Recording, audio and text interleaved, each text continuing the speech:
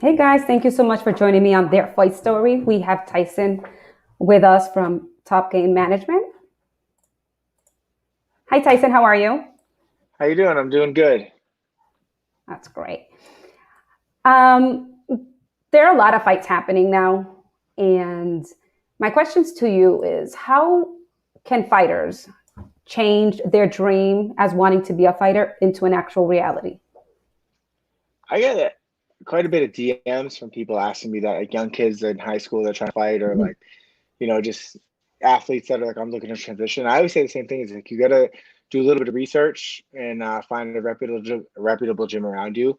Ideally, if they have like a fighter in the UFC, that's kind of a good test that like maybe they're a good school. It's not always the case, but yeah, just do some research, find out where the good fighters in your area are training, and that usually will lead you to good coaching, and then just go in there and start taking beginner classes and just see how you like it. Okay. How should a fighter carry themselves once they are being managed? You know, there's two parts to that. I think one is like, the social media part. Like, oh, should I talk Mhm. trash? Should I not do this? I always say like, let it be organic. Like, if you feel like you want to do it, do it. But also, carry yourself in a way that like is, respectable to your fan base. That like, the people that look up to you. You don't want to be saying things that like could offend them or maybe not represent like what they're about. Like, just stay true to yourself. Don't say anything too controversial. Be a professional, but at the same time, like, kind of follow your gut on a lot of it. Yeah, because I've seen a lot of fighters, I guess, being hurt that, they weren't selected, but somebody else was selected. Mm. Um, but then sometimes they don't carry themselves a certain way on like social media and stuff like that. So I feel that sometimes that could be a deal breaker on whether or not you're selected. Yeah, there's a lot of factors that go into it, but I would say more often than not, unless you're like a novelty where you have this crazy following that you're bringing Mhm. into the sport, for the most part, your social media, in general, you're going to see social media do more harm than good. It's never, for the most reason, most part, they're not looking at someone's fight and be like, wow, that guy had a really good post. We need to sign him. But a lot of a lot of those times, Are you though, sure? you say something controversial, it could definitely make them not want to sign you. So it's a double-edged sword. It can be a Mhm. huge, huge asset to your career, but it could also be your biggest downfall if you don't handle it properly. Yeah, I don't really understand it. I sometimes I feel that a fighter needs to carry themselves a certain way because they're their own brand, and if they don't do it a certain way, they're jeopardizing their brand. Unless that's the look they want. Um, they have to carry themselves a certain way, and it's not only their own brand, but if they're being managed by somebody, they're representing also the management team. So it's affecting that brand. Yeah, you got to. I'm pretty selective with who I'll work with, and I say no more than I say yes. I want to have a bunch of guys representing, me in Top Game, and that are surrounded by coaches that I like and respect, and surrounded by teammates that I like and respect, and that I know are gonna carry themselves in a certain way that isn't gonna look negative. Because if they do one thing really, really bad, that could affect the other guys on the roster or the girls on the roster. So, you got to be cognizant of that and think about like the pros and the cons every time you look at, signing a new athlete. And that is something that plays heavily into it is, is that do I believe in this person's character? Do I think they're a good person? And I would say for the most part, like I don't really work with any like losers or anything. You see some of these people are like, why would that person sign them? And it's because they think they can make money off them. But I'd rather not make money off a person I don't believe in or I don't, align with in terms of my morals and my integrity and my values and stuff like that. So that's just how I handle it. Okay. How important is it for a manager that understands fighting versus someone who has never been involved in the fight scene? And I mean, not training, nothing. Like the closest thing they've had to fighting is playing the video games. Yeah, I think it's definitely an asset. You can kind of understand what the athletes are going through. You can have higher level discussions with the coaches. You can understand matchups, the pros and the cons of each matchup's better than someone who had never trained. And I think if you haven't trained and you're trying to set up these fights, you're kind of guessing, on or what a good or bad matchup is, and you're kind of just trying to put matches together, but it's not very strategic. Um, but it can be there's cons to it too.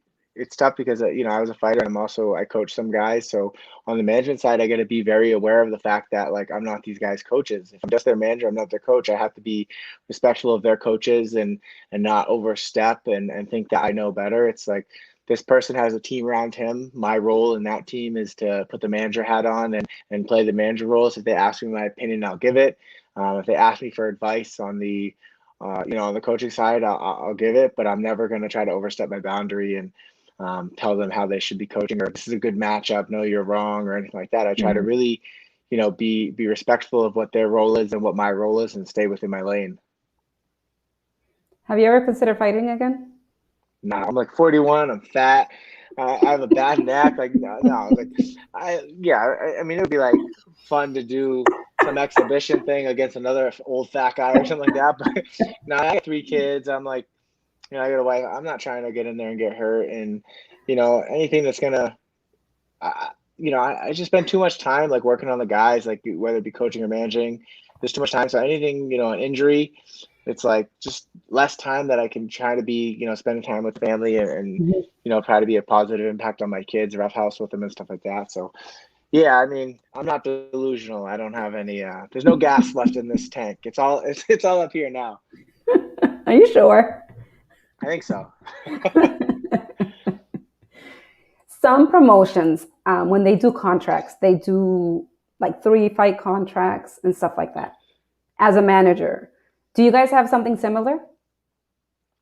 So manager, we usually just do like I don't do a number of fights. I do like a time frame, and Okay. I think our contracts it's like generically it starts out as 2 years, but I'll say like I think I've only renewed one guy. Like everybody I've ever signed is now under me, but they're not even under contract. They're just free agents at this point. But now we just have such a good working relationship that we're working on a handshake. Um, so yeah, so if someone else wants to come and try to steal them, they can do that, and there's nothing really I can do about it. But that comes with the qualifying of who I'm going to work with. I work with people that like we put these goals on the table when we decide to work together, and we kind of come up with a plan. And then once we're executing on that plan, it does make them pretty sticky, even if they're not under contract, because now we are going through this journey together. There's a lot of like blood, sweat, and tears that have gone into it, a lot of tough decisions, a lot of guidance. And over that time, it builds trust. And if there's one thing, if you've been around the sport long enough that you can realize there's not a lot of people you can trust in this sport. So when you find someone that you can trust, whether it be a coach, whether it be a manager, you kind of hold on to that. And it's hard to let go of that person that's always been giving you good advice and didn't have an ulterior motive or wasn't cutting corners. So I just try to be that person. And it kind of makes the contracts like more of just a framework to start the relationship. But at some point, there's no need for the contract because everybody knows the setup. You trust each other. You're not going to leave. They know I'm not going to screw them. I know they're not going to screw me. And we just move along. Yeah. Jason says a Barrington rematch. Barrington, oh man, that kid's wild. I feel like my leg still hurts when he kicked me. That guy must have invented the cat kick. He kicked me so hard right away. We were coming out, he kicked me. I was like, screw this, and I just shot on him. But yeah, no, Barrington, he's a good dude. I saw him like a few years after that, and he came out to me. He's like, "Yo, man, let's get that rematch." I'm like, Barrington, I'm fat. I'm not a fighter anymore. Like, I'm a dad over here. I was like, I'm done, man. I don't want to get that again. But yeah, I think, that was a fun fight. It was fun because I won, right? Now you guys did a sweepstake for Chris Motino. How did that happen? Like, how was the process? Yeah, same as it ever happens. A lot of times you see these injuries happen. You either you have friends in the media that'll kind of tip you off, or maybe you see it on Twitter or whatever. It depends how you find out, but you see that an injury's happened and there's an opening, and you're always going to email the matchmakers about who you got available and just say, hey, listen, if anything happens, if it's not already full, my guy's ready to go. And I kind of told Chris, like, I think it was last Wednesday, I said, hey, we're going to throw your name in the hat. Well, first, how's your weight? Okay, we'll throw your name in the hat. Are you cool with this? And he was like, hell yeah, I'm good with it. I'll make weight.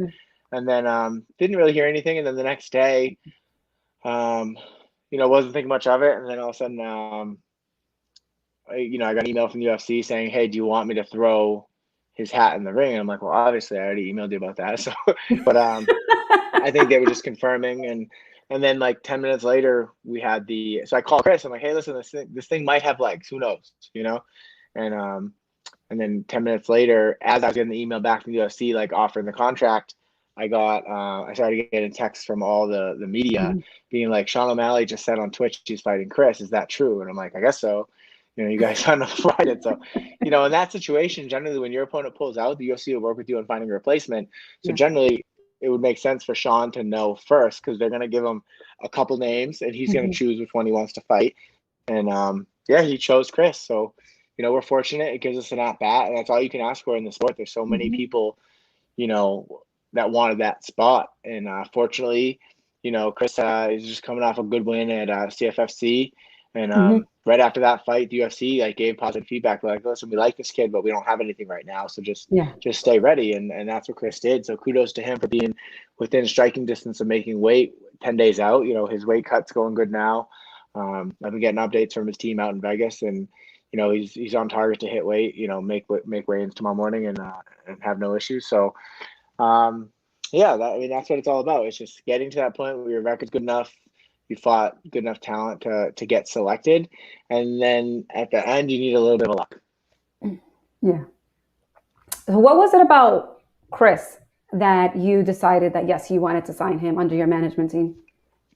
So I remember watching Chris at Cage Titans when he was like, I think he won 3 belts, 25, 35, and 45. And I remember watching him, and I think he'd done pretty well with Andy Bermudez. I think he eventually got submitted in that fight, like late, but I remember just about, this is a tough kid. I think he had a good look to him. He's a good looking kid. But he was always like super humble. I didn't get like he kind of passed the sniff test at first. Obviously, he's a talented fighter. He wasn't like a douchebag. I see him in the stands after. He wasn't like a punk or anything like that. He's a very quiet kid, and he's humble. And then, he started fighting for CES, and he was doing well. And we kind of just, were talking a little bit, and just more like just DMs every now and then back then. Oh, he's got to, I got to fight. Oh, who you fight? No, I like that matchup. And then I think it was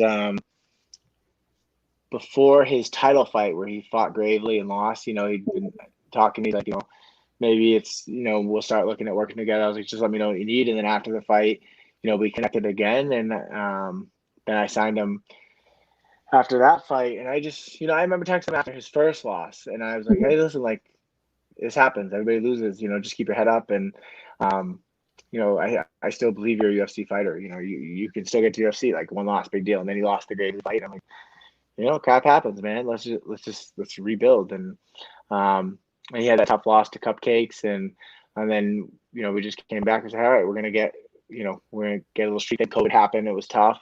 And finally we got back in there against Ashik Kajim, who was a tough fight. And, Chris woke up like the Undertaker after getting dropped, and then knocked him out. And it was a great fight. And then he had that tough fight in CFFC, and he looked great. And I think he showed maturity since, those last 2 fights. But to come back to the original question, he's just like a good, hardworking kid. He's humble.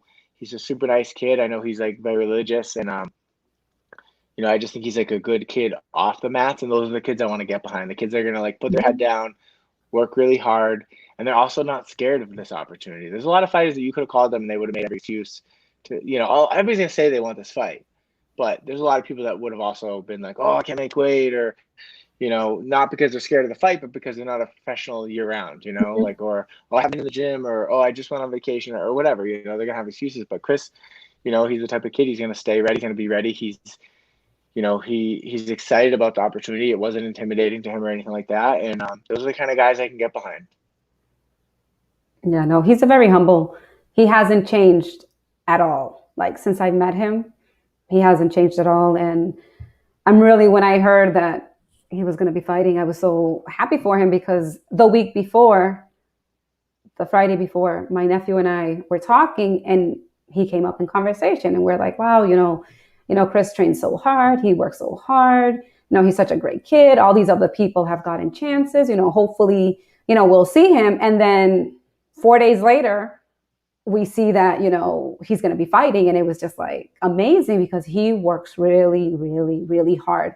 And he gives up so much to help others, to help his family, you know, to sacrifice and, you know, being dedicated to train other fighters, you know, even doing strength and conditioning classes to help other people. You know what I mean? So he's very giving. Yeah. And very dedicated. So, I mean, to hear him, you know, finally being where he's dreamed of being is like amazing, you know, because he carries himself. I feel like he carries himself the way a fighter should carry themselves, always training, always being there for other people, not talking trash about others, just looking to get better, just Yeah. taking a step back, you know, closer to where he needs to be and helping others because he could have easily just turned his back on everybody else, but he never did. He just keeps going and going and going. You Yeah, no, know? he's a good kid. Yeah. As far as, you know, free agents and the loyalty that you guys have, how many years did it take to actually build that?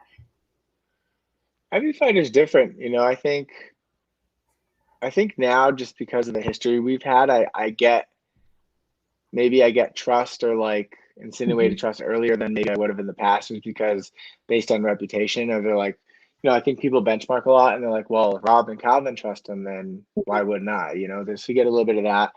Um, but you know, I treat every fighter as if it's like my first fighter. It's like I want to earn their trust. I want them to know that Mm-hmm. I'm in their corner and that I'm helping and that I got their back 100%. And it's just little things, you know, like, you know, it's just a gut instinct. You know, sometimes it makes sense to go to fight. Sometimes it doesn't. Sometimes you know, you don't have to be there, but you're there and they appreciate it. And there's other times that, you know, you could, you know, you can sit that one out and it's not going to make a difference. And, you know, they understand that, you know, you care and you're balancing that family life with work and all that stuff. And I just think they see the decisions that I make, and they see like, I don't think any of these guys can ever say that I've been dishonest with them. You know, anything I've ever said, I've tried to do, and if it didn't happen, it's not because I lied. You know, and I think that goes a long way in any relationship, is upfront, you know, upfront agreements and open Mm-hmm. communication, and just treating them in their career how I'd want someone to treat me in my career. And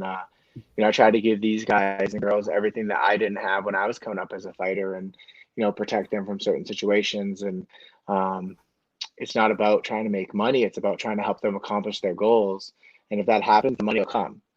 Yeah. And I think they see that, they feel that, you know, when we talk on the phone, you know, some of the younger guys, you get a little bit, I know you're super busy, but, and I'm like, no, no, dude, like, I work for you, you know, like, what's up? Mhm. And then I think over time they start to realize that, like, wow, Tyson does really have my back. How have you been able to balance everything now that, you know, the restrictions have been lifted? Meaning, like, now that there's like more freedom, like with Well, well, now things have been lifted. So now you have more things accessible. So like the fights were, you know, Florida and they were in Vegas, but yeah. now everything's opening up everywhere.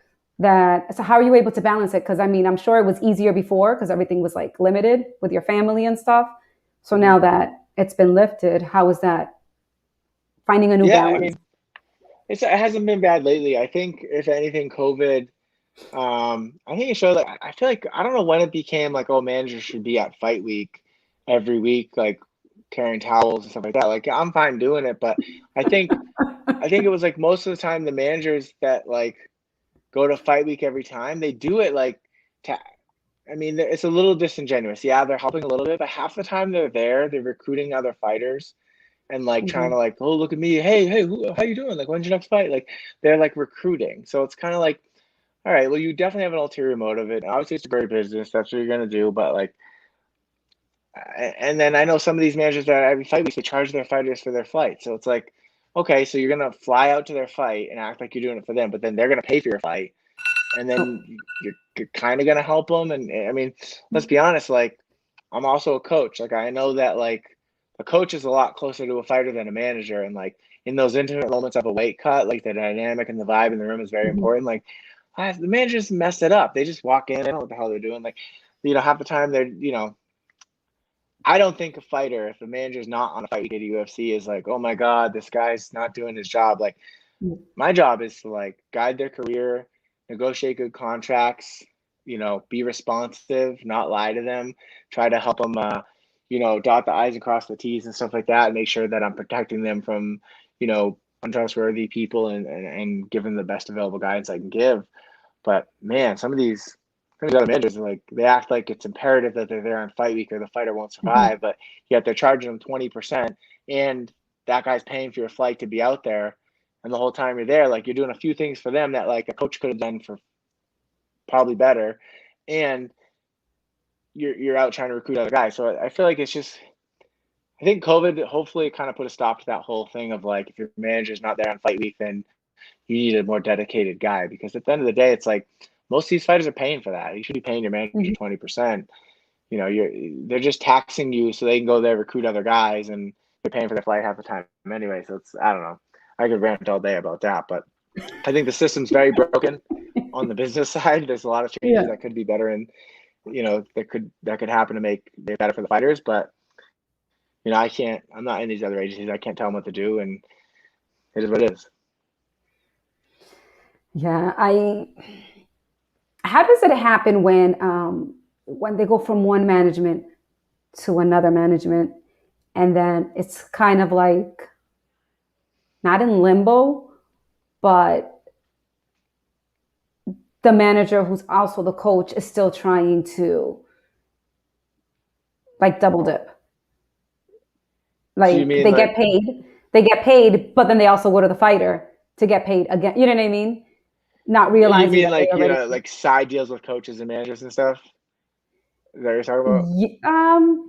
Not necessarily side deals, but they think that they're the ones responsible to make sure that that particular person gets paid, not realizing that they've already received payment, but instead of saying, "Hey, we already got paid," they're like, "Hey, okay." Do you know what I mean? So Yeah, like they're taking I don't have more. any. I don't have specific examples of that. Like I haven't really been privy to that. But one thing I do see that happens a lot, which I'm very much against, is Mhm. coaches and managers cutting side deals with each other. Like it Yeah. would be like me going to Joe Lozon and saying, "Hey Joe, like if you can get Randy to come over and sign with Top Game, like I'll charge you 10%, but I'll pay you 4." Okay. And then now Joe's making an extra 4% off his fighter, and I'm a manager, and Mhm. like but generally the fighter doesn't even know that. So now let's Yeah. say, and I don't know, not my business what Randy and Joe pay or don't pay or whatever, but let's just say for sake of argument, Randy's paying Joe 10%, and then Joe talks him into firing his other manager. I mean, technically Joe's Randy's manager, so it's weird. But anyway, so just because I know both of those guys, so he gets Randy to fire his current manager and go to Top Game. So now Joe, I'm making 6% of a fighter that I didn't have to steal because Joe stole him for me. And I got another UFC fighter and I'm making 6% off him. So 6 is better than 0, right? Mhm. And Joe's now making 14% off his fighter instead of 10. So Joe Mhm. got a raise, I got a new guy, and then maybe a manager over on the other side, the guy that Randy left, is kind of getting screwed over because his coach had an ulterior motive to guide him not to the what was the best place for him, but what was the best place for his wallet. And Mhm. now, for the record, Joe's never done that, neither has Randy, but just for sake of argument, there's a lot of that goes on. Yeah. So you start to see these gyms all of a sudden, like everybody fires their manager, and then they're all hiring this manager. That Mhm. coach is definitely on the cut. Like he's getting, probably like, instances I've seen. If the manager's charging 10, the coach will get 4. If the manager's charging Mhm. 20, the coach will get 8. And then they do it the other way too. Is like coaches will be like, hey, listen, like if you can get that guy to change gyms, like get that guy to come over here, and Mhm. I'll pay you on my coach's fee.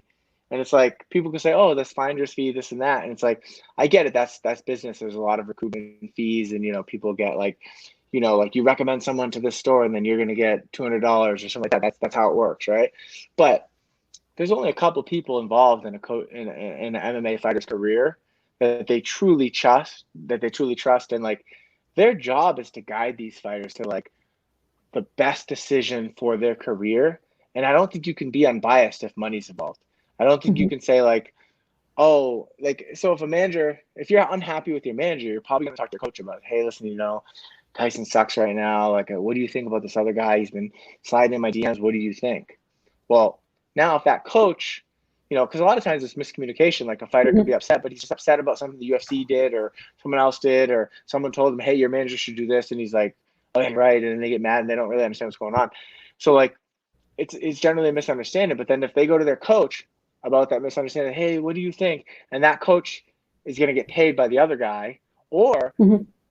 he's going to push him the other way. Even if I'm like doing a great job as a manager, then he's going to have an incentive to make him leave because he's going to make more money. And now maybe that other manager sucks. The coach doesn't care because he's going to make more money.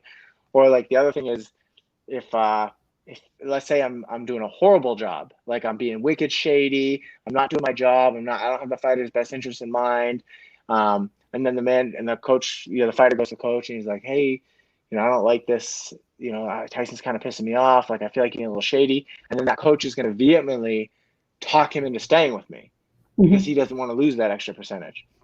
So that's where I feel like it's a conflict of interest. I have no problem with finder's fees as far as it goes in business, recruitment fees. Like you help someone get a job, the company should pay you like a finder's fee or something like that. I get it. Like that's business. I've been in Fortune 50 companies and, I've worked for big companies. I get it. But this is different. Like you have an Hmm. ulterior motive. You're a trusted advisor to this person. This person's career, involves going into a cage. Another guy's trying to take half your money and put staples in your head, and he only trusts like one or two people, and you're one of them. And now you're trying to guide him down a path that makes you Hmm. more money, and that might not be the best for him. Now, in a perfect world, the path that's best for him also makes you more money. You can argue that, but like Hmm. you're not unbiased. You can't say that money's not going to tempt you to constantly push fighters to this guy instead of that guy. Um, I just think it's a huge conflict of interest. I don't think there's any place for it. Yeah, the whole thing's just like, just imagine Bill Belichick was drafting people based on what Hmm. manager was going to cut him in on the deal. Yeah. It just doesn't happen. So I don't know.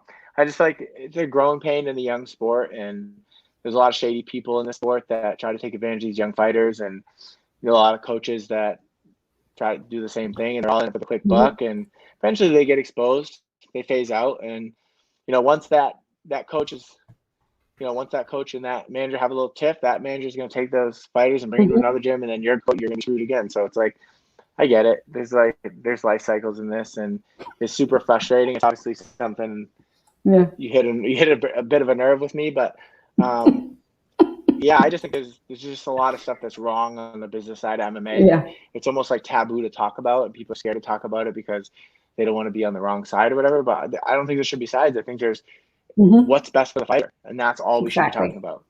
Yes. Yeah. What should they look out for? Honestly, like I don't think anybody should be paying their manager more than 10%. Like I think that's super shady. You're paying like a relationship tax at that point.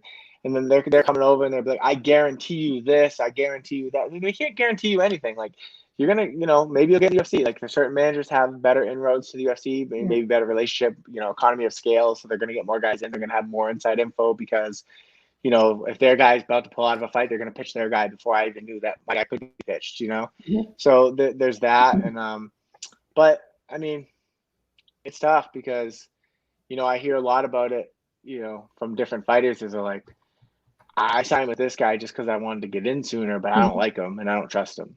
Yeah.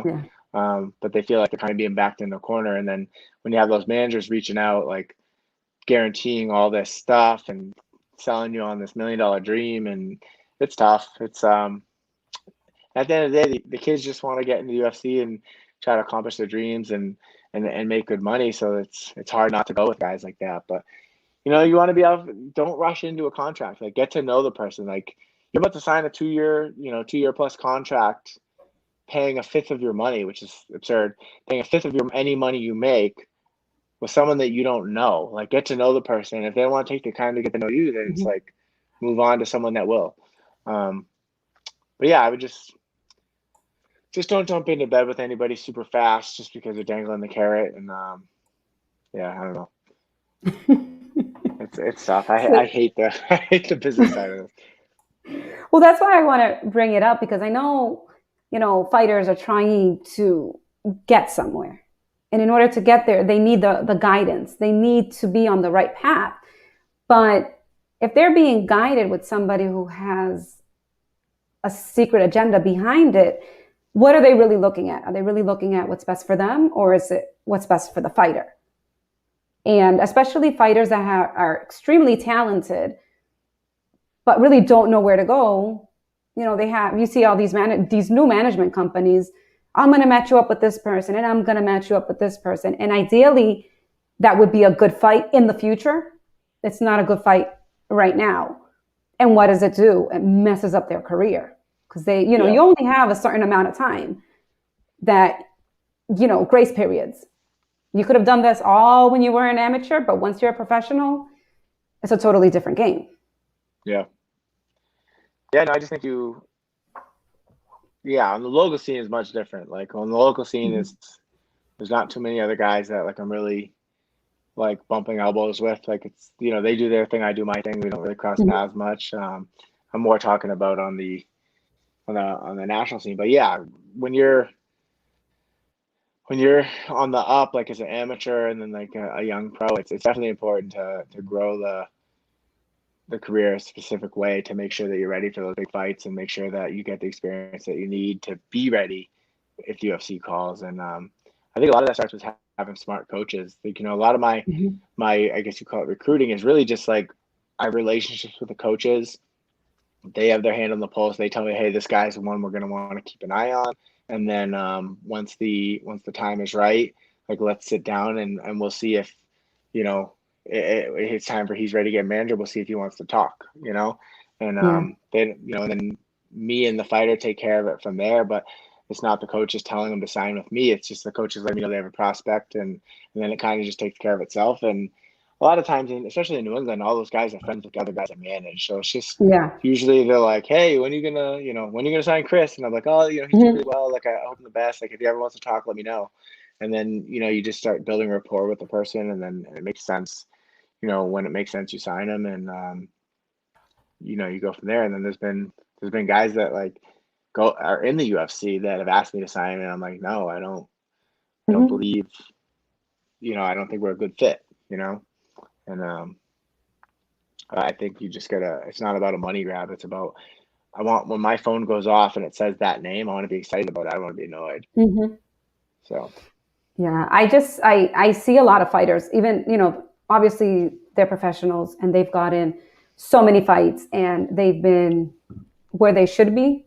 And it's the right path to go into the UFC or go into another promotion that could lead them to the UFC.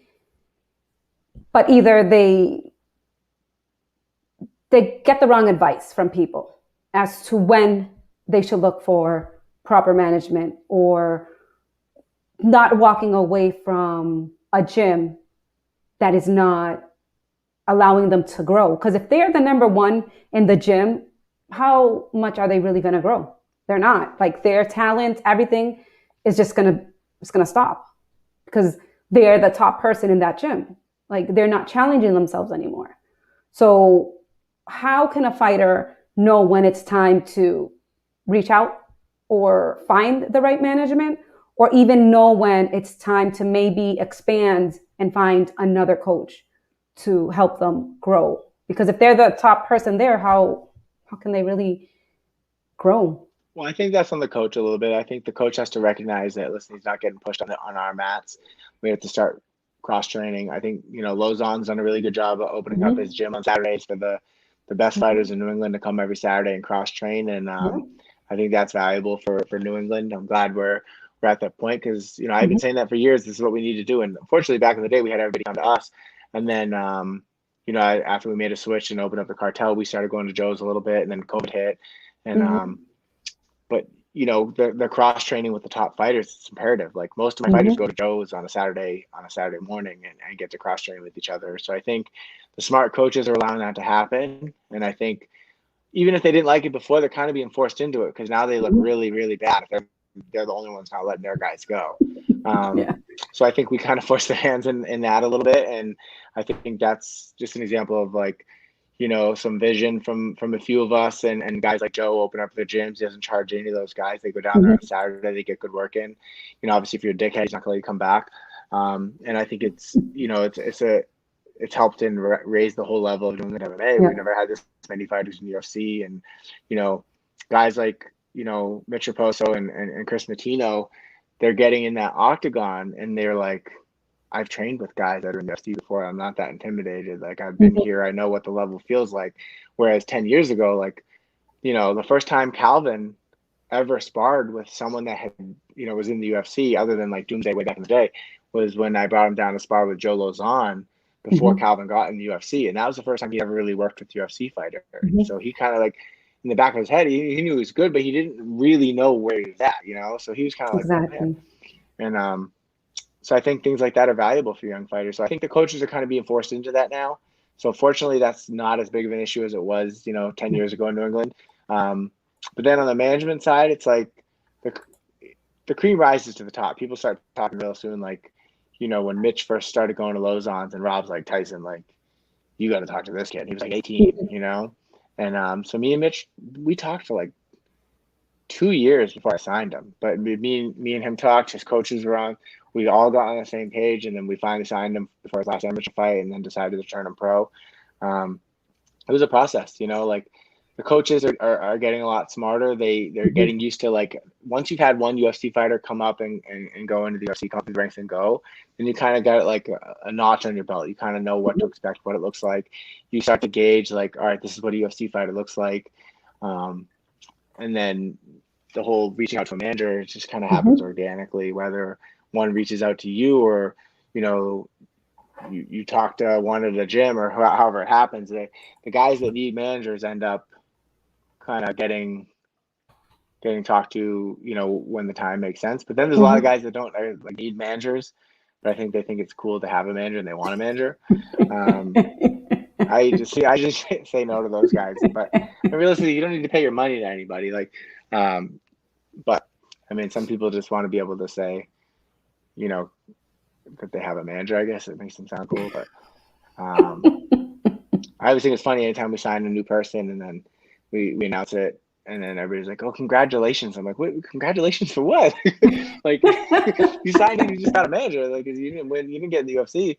But I understand they look at it as like a step in the right direction. Yeah. It's like, oh, like if Top Game signed you, it must be a good sign, and that's the kind Yeah. of reputation I'm trying to give out for Top Game. That is, if we sign you, it means that like you legitimately are probably good enough to go to UFC, and now let's Mhm. make it happen. And that's the kind of like exclusivity feel that I'm trying to give with Top Game is that we don't just work with anybody. We try to work with legitimate prospects that if all goes well and we get the amount of luck and timing that we need and stay injury free, that what's about to happen on Saturday night happens with all those guys.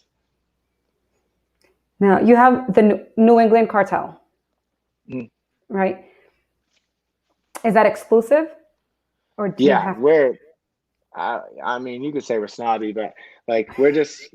So I just had this dream of like how we could make it the best MMA fighter, and I had this idea, and this was in the process. This was like over like Rob's whole career. I was coaching him and managing him, but I was never like called a coach or anything. And I was always just like, it wasn't my gym. I wasn't in charge. And I'm just like, man, if we could just do this or this or this, and I feel like we could be better if we did this, or hey, we should definitely not do that.